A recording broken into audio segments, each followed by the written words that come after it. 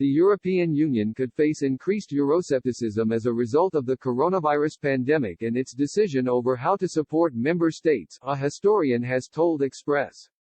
The bloc is facing an unprecedented economic challenge as the world tries to recover from the coronavirus health crisis. However, this has led to fractures within the EU over its response to the pandemic, as seen when the bloc was negotiating its recovery fund earlier this year. The bloc managed to reach an agreement 2 days later than anticipated after arduous negotiations.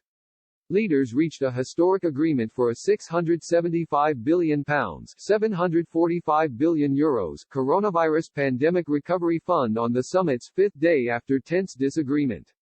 Dutch Prime Minister Mark Rutte had provided the strongest opposition to the plans on the table, which were said to have argued for a cap of £316 billion €343 billion worth of grants, preferring loans on strict conditions.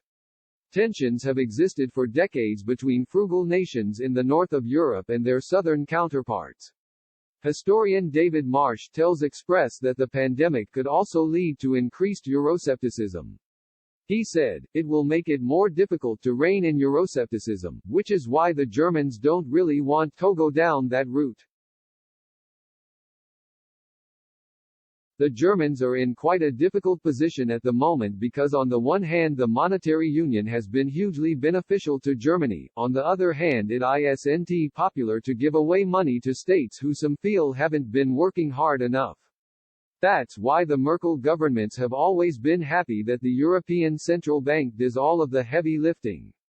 If there was to be a transfer of assets or wealth through the front door from the north to the south, it would be politically very sensitive. This is why the German government on the whole has preferred to operate in rather stealthy fashion. The AfD, Alternative for Germany party, would no doubt profit on an upsurge in euroscepticism were that to happen, so it's a really difficult political and economic balancing act.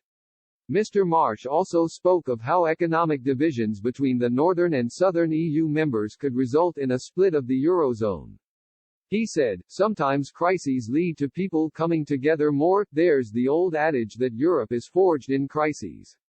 But of course you can have a crisis too far, and some crises end in the whole thing, in this case monetary union, blowing up."